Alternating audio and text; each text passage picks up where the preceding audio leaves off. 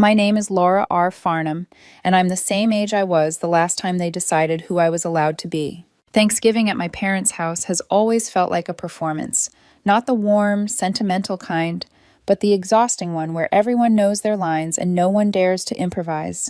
Every year I go anyway, convincing myself that maybe this time would be different, that maybe someone would ask about my work without twisting it into a joke, or notice that I exist beyond family emergencies and group texts. I suppose some part of me still hoped for a miracle. The house smelled like burnt rolls and cinnamon that had been overused to hide something else. Maybe resentment, maybe disappointment. My mom had already opened the wine, which meant she was floating somewhere between cheerful and absent, smiling at the wrong moments, nodding on autopilot. My dad was planted in his recliner, yelling at the TV like the quarterback could hear him. Josh and his wife Rachel arrived late, as usual, with a store-bought pie and their son Levi balanced on Josh's shoulders, like a postcard version of a happy family. My mom made a huge deal about the pie. She clapped her hands, praised it, asked where it was from. I stood there holding the cheesecake I'd brought from a bakery people line up for, the one she specifically asked me to bring. She barely glanced at it. It sat untouched on the counter while everyone raved about Josh's dried-out pumpkin pie like it was a sacred offering.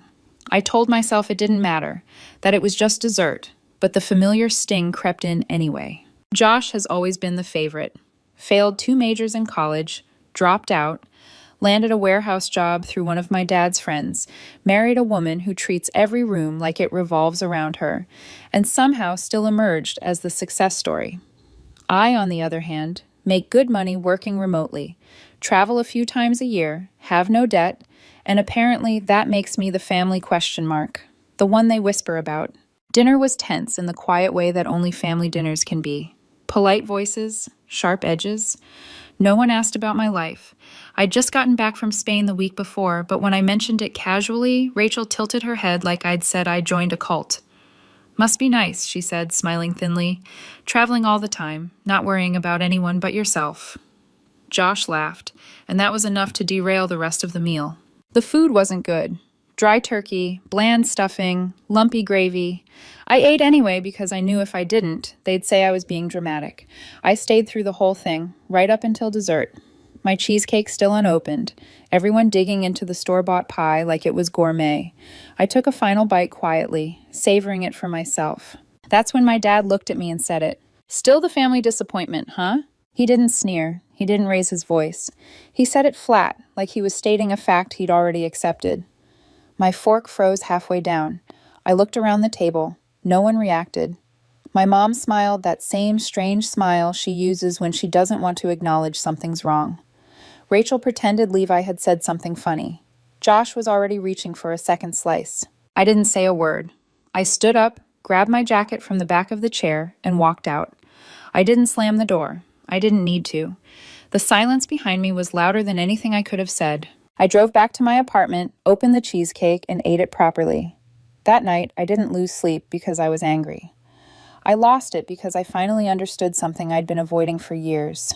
They didn't respect me, and once I saw that clearly, there was no going back. 2 weeks passed before my phone rang. Josh's name lit up the screen, and for a second I almost didn't answer. He hadn't called me since Thanksgiving. Not to ask if I got home safely, not to apologize, not even to pretend none of it happened. Curiosity won out, though, so I picked up. "Why did my rent bounce?" he demanded without greeting, his voice already sharp, already annoyed, like I was customer service that had failed him. I leaned back against my kitchen counter and let the silence stretch just long enough to be uncomfortable. "Maybe," I said slowly, the disappointment's finally pulling back. He didn't laugh. He didn't even pretend to. There was a pause, just a few seconds, but I could tell by the way he inhaled that he understood exactly what I meant. Then his voice rose. "Are you serious right now?" "Dead serious." That's when he lost it. He accused me of being cold, arrogant, selfish, said I'd changed, like that was an insult. He talked fast, like if he kept going, I wouldn't have time to interrupt. He brought up Levi, brought up Rachel's hours getting cut, brought up bills piling up, and finally, like a weapon he'd been saving, he threw out the word family. "We're family, Laura. You don't do this to family." I waited until he ran out of steam. Then I said, "Starting next month, rent's going up to $1,500. The silence on the other end was almost satisfying. "You're joking," he said finally, a short, disbelieving laugh. "You have to be joking." "I'm not." I reminded him calmly that the apartment was fully renovated, 2 bedrooms, great location. In this city, 1,500 was still below market. I'd just been giving him a break. "A break," he called it, scoffing. "You call that a break?" "You've been paying $500 a month for 4 years, Josh," I said. "That's not a break. That's a gift. You couldn't rent a shared basement for that in this zip code." That's when he turned mean. He said I was screwing over a family with a kid, said he thought I had a heart, said my remote job and travel didn't make me better than anyone. Then he made the mistake of saying the thing he probably believed all along. "You wouldn't survive a month without that salary. You think it makes you special? You've always been a joke." I didn't raise my voice. I didn't argue. I just looked at my phone and said, "New rent is $2,500. His jaw practically hit the floor through the speaker. He laughed again, louder this time, like I was bluffing. "You're insane," he said. "I'll get a lawyer." "There's no lease," I replied. It was all verbal. He stormed off the call, muttering threats that didn't scare me nearly as much as they should have. A few hours later, Rachel texted me. Not one message, but a wall of them. Emotional, panicked, guilt-soaked. She talked about Levi, about how he didn't deserve this, about how they'd end up homeless if I kept pushing, and then she added the line that settled something permanently in my chest. "You wouldn't be doing this if we were really your family." That was the moment I stopped second-guessing myself. I didn't reply. I didn't explain. I didn't soften anything. For 4 years, I'd given them that apartment because they begged, because they said it was temporary, because they promised they'd get on their feet. I kept the rent low, not because I felt guilty, but because I didn't want them to feel embarrassed. I protected their pride while quietly eroding my own boundaries. 3 days later, Josh showed up at my door. No warning, no text, just pounding like he owned the place. I opened the door slowly, and there he was, red-faced, breathing hard, eyes wild with entitlement. "You're actually doing this?" he demanded. "You're tripling the rent just like that?" "It's more than triple," I said calmly. "What do you think is fair?" "Fair?" he snapped. "We have a kid. You knew we were barely making it. You pull the rug out from under us and act like it's business." "I gave you 4 years," I said. "That was business." He sneered, said I had no idea what real life was like, that my little lifestyle bubble didn't mean anything, that I disgusted him. And as he turned to leave, he muttered something under his breath about how people like me always thought they were better than everyone else. I watched him walk away and realized something that felt oddly calming. They never saw me as a sister. They saw me as an ATM. I thought the money was the worst part. I really did. I thought the ugliest thing about this whole situation was the entitlement, the way Josh could scream at me like I was the villain for finally asking him to pay something close to reality.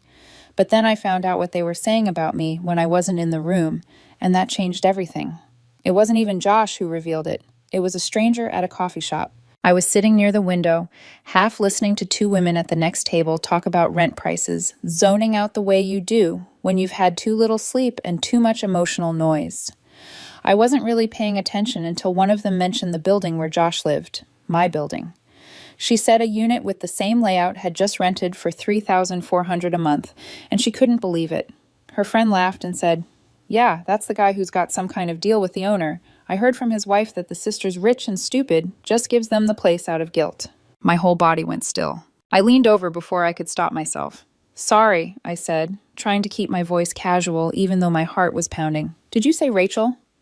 They looked surprised, then nodded. "Yeah," one of them said. "Rachel and Josh, 5th floor. Why?" I didn't answer. I didn't finish my drink. I walked out and sat in my car with my hands gripping the steering wheel so hard my knuckles turned white. It wasn't the money anymore. It was the story. The narrative they were feeding people like candy. That I was some clueless idiot with so much cash, I didn't know what to do with it, so I handed out apartments like party favors. That they were the clever ones, the ones who'd figured out how to play me. I had kept their rent quiet to protect them. Not because I was ashamed, but because I genuinely didn't want them to feel small. I didn't tell friends. I didn't brag. I didn't hold it over them. And they used that silence to build a version of me that made them feel powerful. By the time I got home, my hands were shaking with rage that felt clean and focused. I pulled up old texts from Rachel, years of vague thank yous and promises that they'd make it right when things got better. 4 years of just until spring and just until the new job and just until Levi starts school. And now she was out there calling me rich and stupid like my generosity was something to mock behind my back. I sent Josh one text. "You've got 2 weeks to move out." That was it. No paragraph, no explanation, just the line. He called immediately. I let it ring. He called again and again. Finally, I picked up. "What the hell are you talking about?" he shouted. "You heard me," I said calmly. "You're out." "There's no lease," he snapped. "You can't evict us." "You're not tenants," I replied. "You're guests. And guests don't trash the person keeping a roof over their kid's head." He launched into another rant, claiming I was overreacting, claiming Rachel didn't mean it, claiming it was all just family talk. Then, unbelievably, he tried to blame the woman from the coffee shop, like I should be furious at her for repeating it instead of furious at them for saying it. I repeated the deadline. 2 weeks. He hung up on me again, like he was still the one deciding how this would go. Rachel showed up the next day. She didn't knock. She buzzed the intercom until I finally opened the building door, then stood outside my apartment like she owned the hallway. Her eyes were red and puffy, but her voice was sharp beneath the tears. She launched into pleading, saying she didn't mean for it to come out that way, that it was taken out of context, that people twisted her words.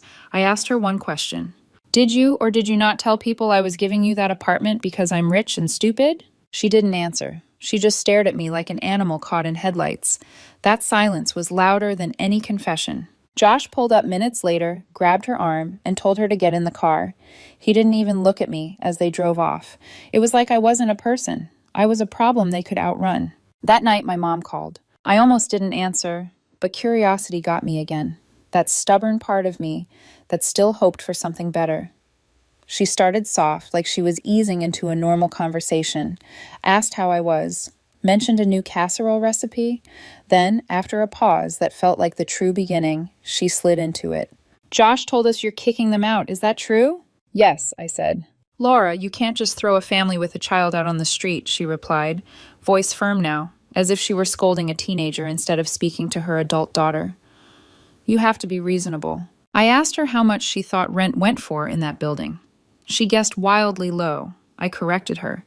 Then I told her what Josh had been paying for 4 years. $500. Silence. For half a second, I thought maybe she'd finally understand, but she didn't. Her voice came back stronger, sharper. "So you've been fine with that for years, and now suddenly you're tripling it? Why now?" I told her the truth, that I overheard Rachel mocking me, that they'd been leeching while bragging behind my back, that I was done. My mom didn't apologize. She didn't condemn them. She blamed me for reacting. She said family says things they don't mean.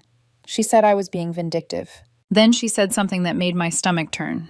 "Your father and I think it might be best if you reconsider. Maybe let them stay until spring." I asked her why my father was suddenly involved in something he'd never cared about before. She hesitated, then said something that stunned me.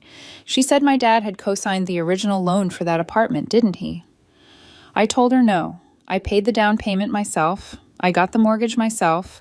I signed every paper. I told them about it the day I closed. She went quiet, then said, "Well, he always felt like he should have had some say." So now they were making up ownership because control had always been the point. After that call, my phone started ringing like someone had opened a floodgate. My uncle, a cousin, even a neighbor I hadn't spoken to in years. Each one repeating the same message. Don't make waves. Don't cause trouble. It's just money. Let it go. It was surreal. Like I was being gaslit by a whole network of people who hadn't paid a cent toward that apartment and had never once asked if I was okay. Then Cam, an old friend, texted me a screenshot. Rachel had posted a long, vague status on Facebook about being betrayed by someone who was supposed to protect her, about how blood doesn't always mean loyalty. The comments were overflowing with sympathy. People offering spare rooms, asking if Levi was okay. In the replies, Rachel hinted that she was being forced out by someone jealous of their happiness. Jealous. That word snapped something in me clean in half. I opened my laptop and drafted an official eviction notice. 2 weeks. Hand delivered. And I didn't say a word. I delivered the notice the next morning. Josh wasn't home. Rachel answered the door in sweats, Levi half hidden behind her leg, thumb in his mouth. I didn't explain. I didn't argue. I handed her the paper and turned to leave. As I stepped away, she muttered something under her breath, barely loud enough to hear. "You'll regret this." I stopped and looked back at her. "Will I?" I asked, genuinely curious. She didn't answer. 2 days passed with no boxes in the hallway, no movers, no signs they were preparing to leave. Silence can be strategic, and I knew it. I filed the official eviction with the city. 7 days after that, law enforcement could be involved. My lawyer walked me through every step. No lease, no tenant protections. They were guests, and guests had overstayed. That night, my mom texted, "Please don't do this. They're packing. Just give them more time." I didn't reply. An hour later, another message followed. "Your father says you should be careful. Josh isn't handling this well." The words felt less like concern and more like a warning. 2 hours after that, I heard a noise outside my apartment. Not in the hallway, outside my window. I live on the 3rd floor. There's a fire escape. I turned off the lights, heart hammering, and crept into the kitchen. I peeked through the blinds and saw a shadow crouched near the window, a shape moving where no one should be. I yanked the window open and yelled as loud as I could. The figure jolted, scrambled, and disappeared down the ladder. I didn't see the face, but I didn't need to. The next morning, I filed a police report. I gave them the photo of the door damage I'd just received from building management, the one I hadn't even known existed until then. The word thief had been gouged into the wood below the peephole, deep and aggressive. No one had reported it. Not the neighbors, not the office. I knew why. Josh had probably done it himself or let it happen and told Levi not to say a word. He was 5, not stupid, just easy to coach. I emailed the report and CC'd Josh. I didn't accuse him outright. I didn't have to. That night, the movers showed up. Boxes, noise, Levi crying, Rachel barking orders, Josh not speaking to anyone. They cleared out by midnight. The next morning, I walked through the apartment with the keys. It was trashed. Scuff marks on the walls, cupboards hanging open, carpet ripped at the corner, peanut butter smeared handprints on the sliding glass door. No note, just a receipt on the counter from a hardware store. One item purchased, wood carving tool, paid in cash. I stood there for a few minutes, not angry, just strangely calm. There was something poetic about it, the way they left destruction behind like a child breaking a toy they didn't want anyone else to have. I took a photo of the damage, emailed it to the building manager, and paid for the door replacement out of pocket, $900. I didn't worry about it. I'd make it back. 4 days later, the new tenants moved in. A young couple from out of state, polite, enthusiastic, excited about the space. They signed for $3,000 a month without blinking. First and last month's rent wired before I handed over the keys. I left them a bottle of wine as a welcome gift. They sent a selfie by the window Josh had once taped a blanket over, smiling, grateful. The apartment felt clean again, not just physically, like the air had been cleared. I thought it was over. It wasn't. My dad called. He didn't mention the fire escape. He didn't ask about the door. He didn't apologize for pretending he had any claim to the place. He just said I'd gone too far and should have let them stay until Levi finished the school year. Texts followed from people I barely knew anymore, repeating Rachel's lines. Cold, heartless, greedy. Rachel had been busy online. She posted on Facebook, Instagram, local forums, even Reddit. Long paragraphs about betrayal, unjust eviction, and a greedy landlord's sister. She left out the rent, left out the lack of a lease, left out the fire escape.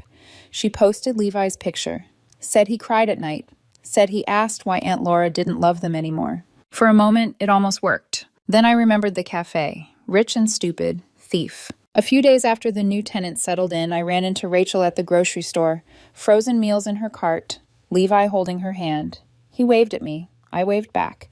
Rachel stared at me and said quietly, "You sleep okay now?" "Better than ever," I replied. "They're living with my parents now. I hear Josh is flipping sneakers online. It's not going well." Rachel's working part-time at a dental office. They've been denied from 2 rentals already. Credit issues. My mom hasn't called since January. My dad asked once if I'd consider a short phone call with Josh to talk things through. I ignored it. Then last week, I checked my mailbox and found a thick envelope with messy handwriting. No return address. Inside was a drawing in crayon, a tall building, a small stick figure with a beard, another smaller one holding its hand, a bright yellow sun, a heart floating above them. At the top, in uneven letters, it said, Aunt Laura. No note, no guilt, just that. I didn't frame it. I didn't analyze it. I put it on the fridge with a magnet. Every time I pass it, I feel a strange mix of peace and clarity. Because whatever the adults think of me, the kid knew exactly who I was. And somehow, that was enough. Once the noise finally died down, the silence felt unfamiliar, almost suspicious at first. For years, there had always been something pulling at me, some crisis, some guilt-laced request, some reminder that I existed in my family only when I was useful. And now there was nothing. No calls, no texts, no passive-aggressive posts popping up on my screen. Just quiet mornings, steady rent deposits, and the hum of a life that no longer revolved around managing other people's chaos. The new tenants settled in quickly. They fixed the balcony lights Josh had always ignored, hung art on the walls, and added plants that caught the sunlight in the afternoons. Sometimes they'd text me small updates, like a leaky faucet they fixed themselves, or a package accidentally delivered to the wrong unit. They treated the place with respect, and in return, I treated them like adults, not obligations. Every month the payment came through, clean and on time. No drama, no apologies, no explanations required. Josh and Rachel stayed with my parents longer than anyone expected. Weeks turned into months. The temporary arrangement stretched thin, tensions spilling into places I no longer had to witness firsthand. I heard bits and pieces through relatives who thought they were being neutral. Josh complained about lack of privacy. Rachel complained about rules. My parents complained about stress. I listened without responding. For once, their problems weren't mine to solve. The only time my resolve wavered was when I looked at the drawing on my fridge. Levi's crayon lines were uneven, the sun a little too big, the figures crooked but certain. I wondered if he asked questions. I wondered what he was told. I wondered if one day he'd remember me as the aunt who vanished or the one who refused to let adults turn her into a villain for setting boundaries. I couldn't control that, and accepting that was part of the healing. One evening, months later, my dad sent a message that surprised me. Not an accusation, not a demand, just a simple line. We miss you.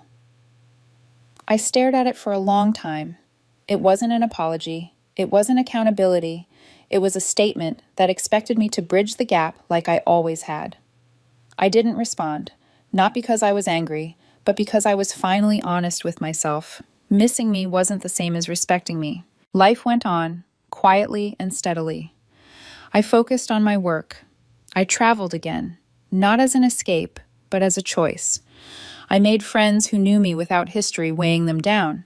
I built routines that felt good instead of obligatory. And slowly, without fanfare, the label they'd given me lost its power. Family disappointment. It used to sit in my chest like a verdict, like a sentence handed down without trial. Now it felt hollow, outdated, something that belonged to a version of me I no longer lived inside. I wasn't a disappointment. I was simply someone who stopped accepting crumbs and started demanding respect. Every now and then, I'd hear updates. Josh's sneaker hustle failed. Rachel picked up more hours. They were still struggling. My parents were tired. The cycle continued exactly as it always had, just without me in the middle of it. And that was the strangest part. Once I stepped out, nothing collapsed. Nothing improved either. It just kept spinning, unchanged. One night, I stood in my kitchen, looking at the fridge, at Levi's drawing held up by a cheap magnet. I thought about Thanksgiving, about the table, the pie, my father's voice saying that word like it was a fact. I smiled, not bitterly, but calmly. Still the family disappointment, huh? If that's what it takes to live a life without being used, belittled, or rewritten, then I'll wear it, not as a wound, as proof that I finally chose myself.